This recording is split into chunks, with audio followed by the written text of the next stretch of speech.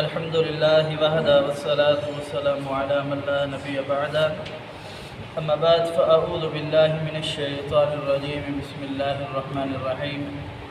قال الله عز وجل: وعد الله الذين آمنوا وعملوا الصالحات لهم مغفرة وأجر عظيم والذين كفروا وكذبوا بآياتنا أولئك أصحاب الجحيم.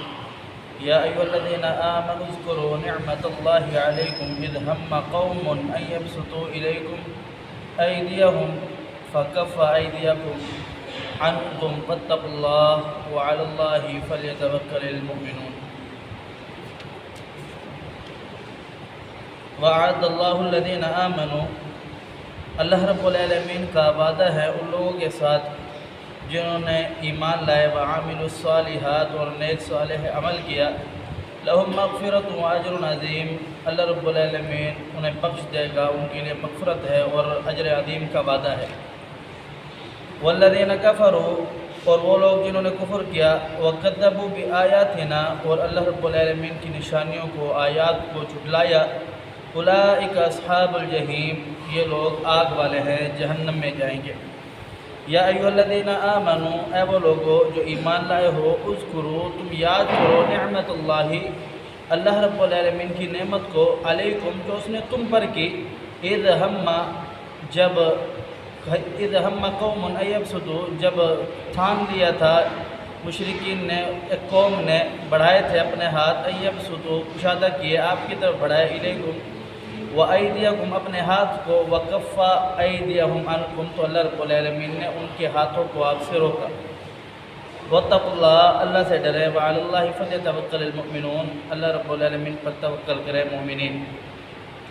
اس میں پہلی آیات میں اللہ رب العالمین نے ان لوگوں کی خوشخبری دی ہے، ان لوگوں کو جن لوگوں نے اسلام قبول کیا اور پھر نیک صالح عمل کرتے گئے، اور جو اللہ رب العالمین نے بتایا اس پر عمل کرتے گئے، اللہ رب العالمین نے ان سے وعدہ کیا ہے کہ انہیں بخش دے گا جو ان کے گناہ ہوں گے، جو ان کی خطائیں ہوں گی، اور ان کے ساتھ اجر عظیم، بہت بڑے انعام کا اور بہت بڑی نعمتوں کا وعدہ کیا ہے۔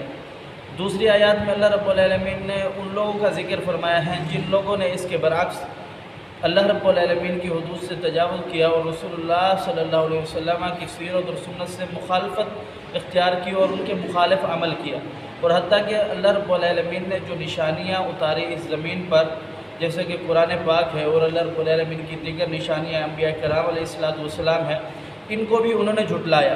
تو اللہ رب العالمین فرماتے ہیں کہ یہ لوگ آگ والے ہیں، یہ جہنم میں جانے والے ہیں۔ تیسری آیات میں اللہ رب العالمین نے ایک نعمت کے طور پر پیارے حبیب پیغمبر علیہ السلام کا ذکر فرمایا۔ اللہ پاک فرماتے ہیں کہ تم میری اس نعمت کو یاد نہیں کرتے جب مشرکین جو تھے وہ رسول اکرم صلی اللہ علیہ وسلم کو معاذ اللہ قتل کرنا چاہتے تھے، نقصان پہنچانا چاہتے تھے، تو اللہ رب العالمین نے انہیں دور رکھا، انہیں ان کے ہاتھوں سے رسول اللہ صلی اللہ علیہ وسلم کو دور رکھا۔ تو ان تین چیزوں کا ذکر کیا گیا ہے۔ پیارے حبیب پیغمبر علیہ السلام کو اور بھی بے شمار جگہ پر اللہ رب العالمین نے مسلمانوں پر ایک احسان جتلوایا کہ میں نے نبی تمہارے درمیان بھیجا، ایک نعمت کے طور پر ذکر فرمایا۔ ادھر بھی اللہ رب العالمین یہ فرما رہے ہیں کہ اللہ نے محمد کریم صلی اللہ علیہ وسلم جیسی نعمت تمہارے درمیان بھیجی، اور فرمایا کہ وَهُوَ الَّذِي كَفَّ أَيْدِيَهُمْ عَنْكُمْ وَأَيْدِيَهُمْ عَنْكُمْ بِبَطْنِ مَكَّةَ مِنْ بَعْدِ أَنْ أَظْفَرَكُمْ عَلَيْهِمْ وَكَانَ اللَّهُ بِمَا تَعْمَلُونَ بَصِيرًا۔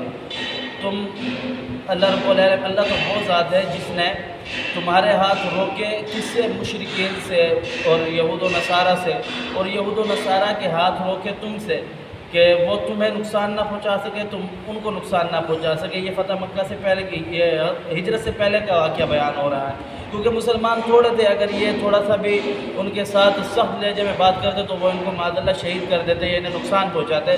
اللہ رب العالمین فرماتے ہیں کہ تم اللہ رب العالمین کی اس نعمت کو یاد نہیں کرتے، اللہ نے انہیں تم سے روکا، تمہیں ان سے روکا۔